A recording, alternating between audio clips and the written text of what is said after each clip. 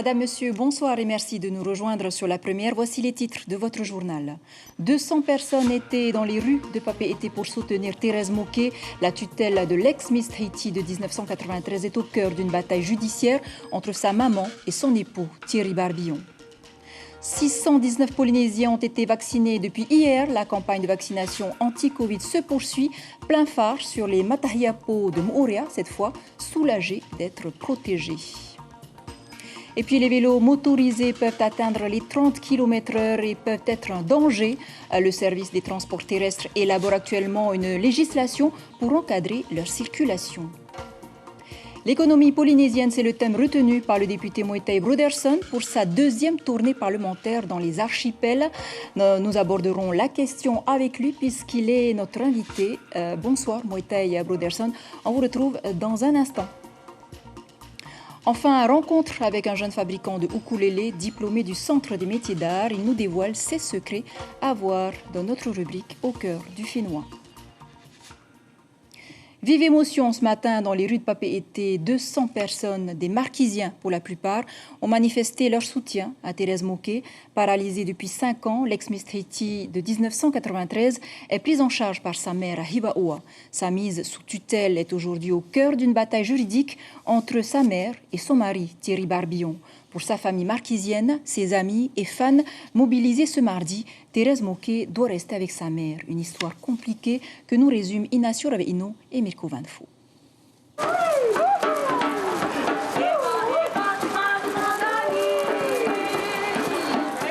C'est en fanfare que ce comité de soutien a mis sur la place publique une affaire relevant de la vie privée, celle concernant Thérèse Moké et Thierry Barbillon.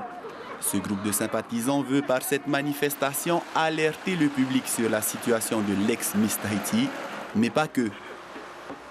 Quelque part, oui, pour mettre aussi la pression juridiquement et puis aussi pour faire appel aussi à un nombre de personnes qui connaissent Thérèse Moké pour la soutenir en fait dans cette objection. L'objection que la famille Moké a tant attendue depuis des années. Une manifestation suivie de loin par l'avocate de Thierry Barbillon. Maître Eftimi Spitz soutient que son client n'est pas tel que le décrivent ses détracteurs. Tout le monde aime Thérèse Barbillon, mais ce comité n'est pas un soutien de Thérèse Barbillon. Monsieur Barbillon voulait créer un vrai comité de soutien parce que le soutien de Thérèse Barbillon, c'est qu'elle puisse voir des kinésithérapeutes. Et ça, Madame Anna Moké le refuse. Donc Madame Thérèse Barbillon, ça fait plus d'1 an et demi qu'elle n'a pas vu un kinésithérapeute grâce à sa mère. Et si l'avocat de la famille Moké, maître Jean-Dominique Desarcis, n'était pas forcément pour l'étalage de cette affaire devenue médiatique malgré elle, il comprend les motivations des membres du comité de soutien à Thérèse Moké. Et effectivement, je suis au courant de cette manifestation, bien sûr, puisqu'elle a l'agrément de la famille. Rien ne se fait sans l'accord de la famille. Je pense que c'est surtout demain pour que la garde soit maintenue à la mère, la tutelle à la mère, et que Thérèse puisse rester avec son père et sa mère aux Marquises. Pour rappel, le 26 mai dernier, le juge des tutelles choisit la mère de l'ex-Miss Haïti en tant qu'administratrice légale. Thierry Barbillon fait appel de cette décision. Le procès devrait se tenir le 11 février prochain. Et la mobilisation a fait écho auprès des mamans de Uapo. À défaut de pouvoir se joindre au collectif de Papeete, c'est à travers une danse qu'elles ont exprimé leur soutien à la Miss Marquisienne et à ses parents. Les mamans danseuses du groupe Kapamai n'avaient pas les mots, mais tout était dit dans cette chanson de Rataro qu'il avait spécialement composée pour elle, Hey Kapua. Je vous propose d'écouter Heiana Virido au micro de Lionel Tehamouane. À défaut de participer à la marche qui est à Papeete, que nous sommes à Uapo, alors avec mon groupe Kapamai, nous avons décidé de danser, de fredonner nos pieds, nos mains sur la magnifique mélodie de Hekapua composée par Ataro. Et c'est pour toi, Hekapua et ta famille. Nous te souhaitons bon courage et nous sommes de tout cœur avec toi. Autre affaire judiciaire, celle opposant Oscar Temaru au procureur de la République Hervé Leroy. Après plusieurs renvois, l'audience s'est tenue en référé ce mardi en Nouvelle-Calédonie. Pour mémoire, Oscar Temaru avait été condamné en septembre 2019 à 6 mois de prison avec sursis et 5 millions de francs d'amende dans l'affaire Radio Tefana, dans laquelle il lui était reproché d'avoir fait financer par sa commune cette radio. Dans un communiqué, Hervé Leroy condamne Oscar Temaru sans mentionner ses voies de recours. Le leader indépendantiste a estimé que le procureur a porté une atteinte à sa présomption d'innocence. Le délibéré est attendu le 12 février prochain. Et au chapitre sanitaire maintenant, dans la continuité de la campagne de vaccination des seniors de plus de 75 ans, on vous l'annonçait hier soir, sur l'île Sœur, l'équipe médicale s'est fixée pour objectif de vacciner au moins 30 patients par jour. Des Matahiapo soulagés de se faire protéger de la Covid. La Itemauri, James O. Hepatitis Avia. À Afriaitu, les vaccinations contre la Covid vont bon train depuis hier. Ce couple de Matahiapo vient de recevoir ses injections. Ils l'ont fait en toute sérénité. Là, vous n'avez pas mal, pas d'allergie, rien du tout? Non, rien du tout. C'est comme tous les vaccins. On se sent très, très bien. Comme le vaccin de la grippe? Voilà, comme les vaccins de la grippe. Mais avant de se faire vacciner, un entretien préalable avec Taoté est obligatoire, l'objectif étant de vérifier qu'il n'y a pas de contre-indication au vaccin. Les contre-indications vraiment pour lesquelles on ne peut pas faire le vaccin, ce sont les antécédents d'allergies graves, en fait. Et c'est ça qu'on va essayer de récupérer dans l'entretien avec le patient. Et quand on dit allergie grave, en fait, c'est vraiment des allergies qui ont nécessité l'intervention en fait d'une équipe ou de médecins ou de venir à l'hôpital pour qu'on donne des médicaments, soit en injection dans une perfusion, soit avec carrément une injection, en fait, c'est une piqûre dans la cuisse, ce qu'on appelle en fait une anaphylaxie. Ça, c'est vraiment la seule vraie contre-indication en fait au vaccin. À Moorea, aucun collectif anti-vaccin à l'horizon. Arrivé sur le territoire le 7 janvier dernier, le premier lot de vaccins est destiné en priorité aux personnes de plus de 75 ans. Il faut faire confiance à la médecine, il faut faire confiance à notre médecin ou à son médecin. Et aucun médicament n'est assuré à 100%, quel qu'il soit. Faire confiance à la science, c'est aussi le point de vue de certains employés de cet hôtel de Thème 1, eux qui côtoient clientèle locale et étrangère à longueur de journée. Le travail que je fais, je suis en contact plus souvent avec les clients. Du coup, je préfère, moi, me protéger aussi. Et les protéger. Et les protéger. Moi, personnellement, je ne sais pas si le vaccin fait vraiment effet et du coup, si ça peut aider Et puis, tu es en contact avec les touristes? Oui, exactement. Vu que nous, peuple polynésien, on est plutôt tactile. Donc, du coup, pour nous, ça sera peut-être un avantage d'avoir le vaccin ou de se faire vacciner pour justement en finir avec, quoi.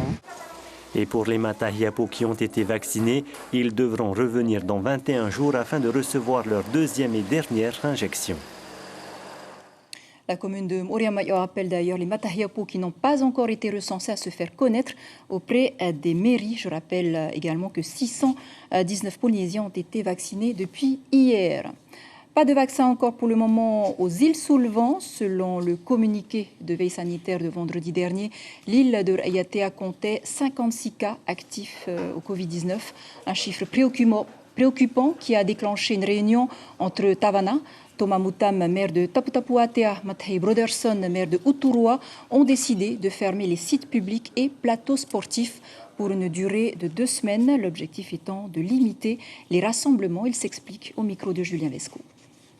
Pendant la période de fête de Noël et du jour de l'an, tous ces rassemblements, quand je vois sur le moto Iriru, plus de 200 personnes sur le moto, c'est pas évident de fermer parce que c'est la période des fêtes. Et là, avec la situation actuelle, et je pense que ça va continuer. Et c'est pour ça donc le conseil municipal avec les Tavana qui nous sommes réunis avant-hier soir pour justement décider de fermer à partir depuis hier jusqu'au 31 janvier. Nous sommes encore dans l'incertitude pour Uturua parce que nous venons justement de réouvrir les plateaux sportifs. Bon, ici, s'il faut repartir encore dans une fermeture, je pense que les jeunes ne supporteront pas. Et d'ailleurs, ils sont tous agglutinés quelque part au bord de route. Donc, qu'ils soient sur un plateau sportif, ça ne change rien. Mais il y a une demande de nos sportifs pour réouvrir leurs salles. Bon, ce sera certainement avec beaucoup de précautions et beaucoup de conditions à réunir. Peut-être 10 par séance, c'est possible. Pour les entreprises du Fénois aussi, les pertes liées à la crise sanitaire se chiffrent en centaines de milliards de francs pacifiques. Interrogé ce matin dans le cadre de l'invité café, le président du MEDEF, Frédéric Doc, espère que les dispositifs d'aide de l'État et du gouvernement seront reconduits. On l'écoute. Il faut juste se rappeler que le chiffre d'affaires de toutes les entreprises de Polynésie en 2019, c'est plus de 900 milliards. On est sur une perte de, admettons, 150 milliards. Les chiffres sont en train d'être consolidés sur 2020. Et les aides aux entreprises, en tout cas les aides de l'État, pour prendre que le fonds de solidarité, c'est 6 milliards. Donc 6 milliards à comparer à 150 milliards de pertes, c'est sûr qu'on est loin du compte. Le gouvernement, l'État sont prêts à débourser cet argent ? Alors, il y a encore, le gouvernement finalise ces jours-ci son plan et va en discuter avec l'État. Notre impression, c'est que les discussions avancent bien, qu'il y a une véritable volonté conjointe de faire profiter à la Polynésie des dispositifs nationaux. Donc, on est très, très optimiste et de toute façon, on n'a pas le choix parce qu'on ne pourra pas faire ça. Les crises obligent, certaines entreprises ont misé sur les vélos électriques et elles ont fait leur apparition il y a un peu plus d'un an et rencontrent un succès auprès des familles modestes. Le problème, ces vélos dépassent allègrement les 30 km/h et entrent donc dans la catégorie des cyclomoteurs. Comment réglementer la circulation de ces engins? On voit cela avec Nicolas Suire. La vie est belle en vélo électrique, jusqu'à 30 km/h sans casque ni aucune obligation. Enfin, je pédale pas. J'utilise que l'électrique. Les usagers savent qu'ils devront se mettre aux normes, mais ils attendent la mise en place d'une réglementation. Il n'y a pas besoin de casque aussi? Si. Là? Ouais. Bah, vous n'en avez pas de casque. Obligé, comme on vient de Mais là, où il est ton casque? Non, il faut attendre l'agrément de la santé. Il existe déjà une réglementation. La direction des transports terrestres rappelle qu'elle est aussi vieille que le code de la route. Car dès que le véhicule peut accélérer sans pédaler, il est classé comme cyclomoteur. Le véhicule doit être immatriculé et aussi l'usager doit aussi être détenteur d'un titre de conduite, un brevet de sécurité routière et aussi, comme les cyclistes, s'engager à respecter le code de la route. Ainsi, les vendeurs ont reçu un rappel de la réglementation la semaine dernière. Leurs véhicules doivent être aux normes et équipés de clignotants, klaxons et feux de freinage, entre autres. Pour la vente des vélos électriques, il faut un certain de réglementation, donc avoir une fiche technique des vélos et voilà. Quant aux usagers, ils ont l'obligation d'immatriculer leur véhicule, de porter un casque et d'être assurés. Peut-être on n'utilisera plus. Après, on va devoir aller à pied. Finalement, la Dolce Vita s'assombrit, les usagers sont soumis à la réglementation. La direction des transports terrestres les invite à se rapprocher de leurs commerçants pour toute information complémentaire. Un mot de politique maintenant, c'est sa deuxième tournée parlementaire et certainement la dernière de sa mandature. Le député de la Polynésie, Moetai Broderson, a entamé ses rencontres le week-end dernier à Moorea Mai'o. Les fondamentaux de l'économie polynésienne et les facteurs exogènes, c'est-à-dire les causes extérieures à la Polynésie, c'est le thème expliqué aux populations des archipels dans les prochaines semaines. Moetai Broderson, merci d'être avec nous ce soir. Bonne année.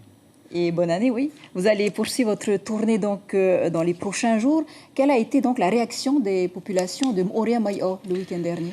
La réaction était très bonne. Je pense que la population polynésienne a envie d'être consultée et a envie qu'on sollicite son intelligence et pas simplement qu'on vienne lui demander de voter pour un tel ou un tel. En tout cas, moi, c'est une leçon que j'ai retenue le soir même de mon élection, puisque les gens m'ont dit « Député, n'attends pas la veille de la nouvelle élection pour revenir nous voir ». Donc c'est pour ça que je retourne voir la population polynésienne, et aussi parce que dans ma conception de la politique, la loi ne doit pas être conçue dans des bureaux climatisés loin du peuple et ensuite pour être assénée au peuple, mais elle doit venir de ce que le peuple a à nous dire. Vous avez le sentiment que justement la population ne comprend pas suffisamment l'économie Je pense qu'on l'a jamais vraiment sollicité sur ces sujets. Alors, hormis peut-être des étudiants qui font des études spécialisées en économie, qui aujourd'hui en Polynésie peut décrypter le PIB, qui connaît l'indice Gini, voilà, il y a des fondamentaux à connaître pour comprendre l'économie et pour ensuite être capable de trier ce que les politiques viennent vous vendre en termes de salade et de rêve, y compris nous.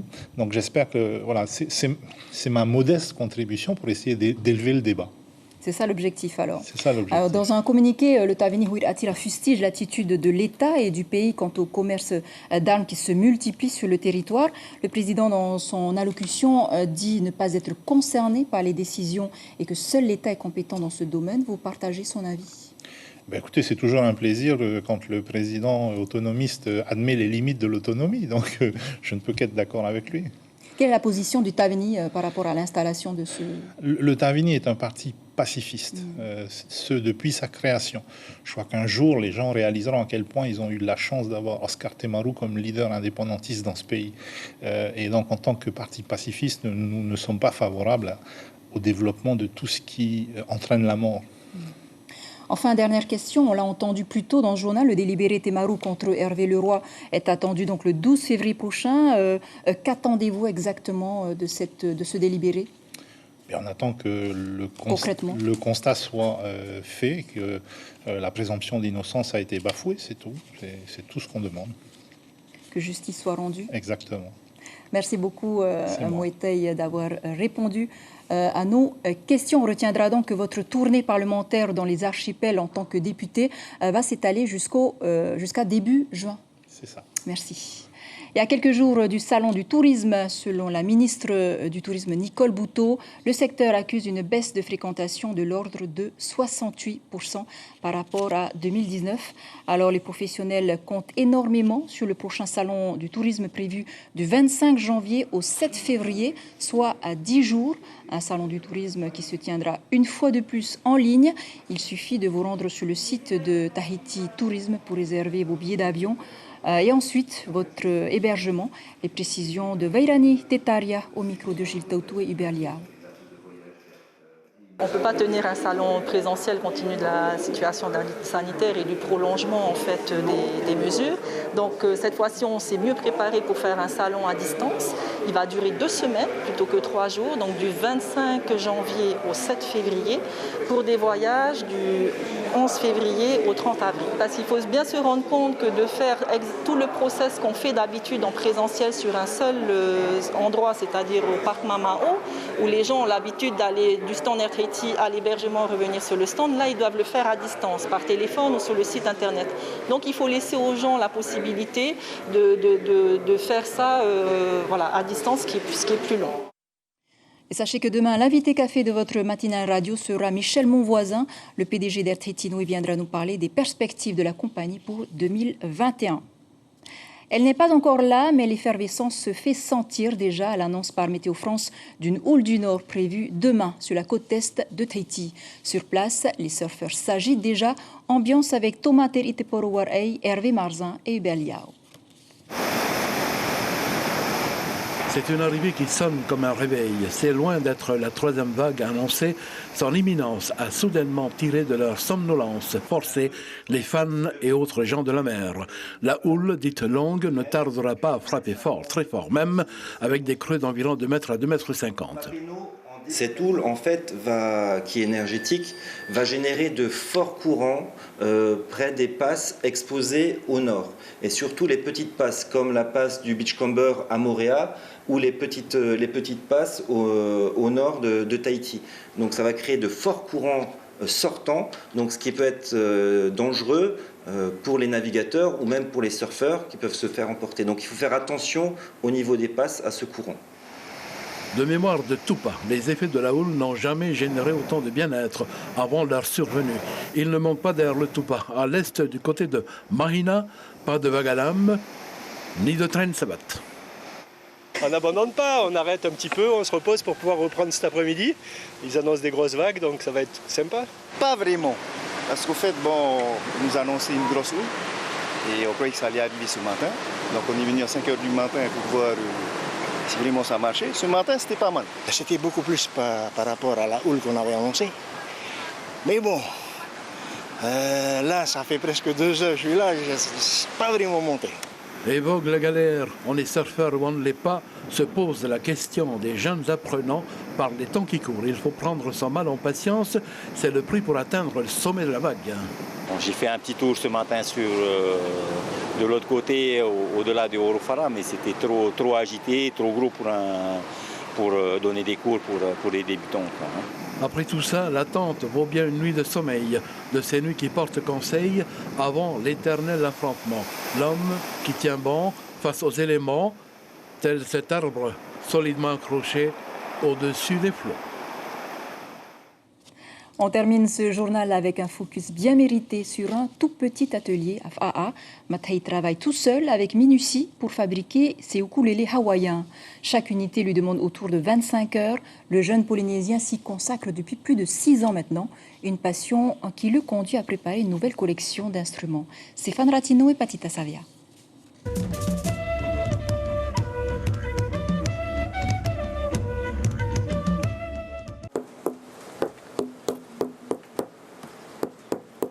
Le bois parle, et quand tout va bien, il résonne parfaitement. Sous les doigts de Mathai, une pré-vérité musicale se fait jour. Un morceau bon pour le service. Le reste se passe sur l'établi, dans le silence de l'atelier artisanal de FAA, la maîtrise des mains.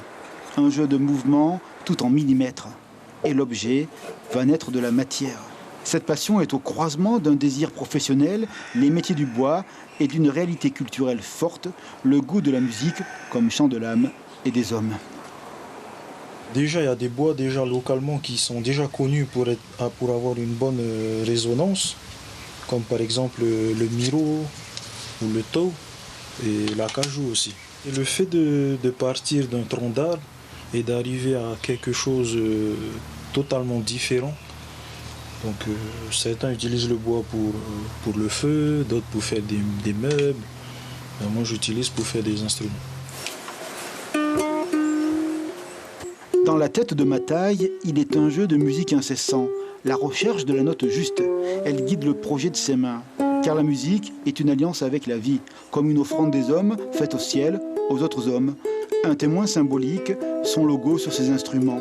En ce moment, ce fils du Fénois commence une nouvelle collection de ukulélés hawaïens. D'autres bois, des courbes redessinées, un monde de désir et de perfection. Je veux faire monter de gamme, faire une gamme plus luxueuse, on va dire, avec plus de détails dessus, où je pourrais mieux m'épanouir aussi niveau professionnel. Le logo que j'ai choisi, je me suis inspiré d'un motif marquisien qui représente le hippo. J'ai stylisé la forme et j'ai voulu l'utiliser parce qu'il signifie la vie ou donner la vie. Parce que sans musique, il n'y a pas de vie. Tout est mort, quoi. La musique est la complice de l'âme marine, le ukulélé en est la note tropicale. Cette promesse de vie, Mathai la signe de son humanité. Voilà, c'est sur ces quelques notes que se referme cette édition dont je vous rappelle l'information principale. 200 personnes étaient dans les rues de Papeete pour soutenir Thérèse Mokey. La tutelle de l'ex-Miss Tahiti est au cœur d'une bataille judiciaire entre sa maman et son époux Thierry Barbillon. À la une de vos quotidiens, demain, la dépêche titre Code du travail, Édouard Fritsch fonce vers la réforme. Tahiti Info, les autotests remis en question. Voilà pour l'essentiel de l'actualité. Merci de nous rester fidèles. 5h vos infos radio, 5h30 en radio toujours. Retrouvez en direct l'investiture de Joe Biden. À suivre 2 épisodes de votre série Peur sur le lac. Belle nuit sur la première. À demain.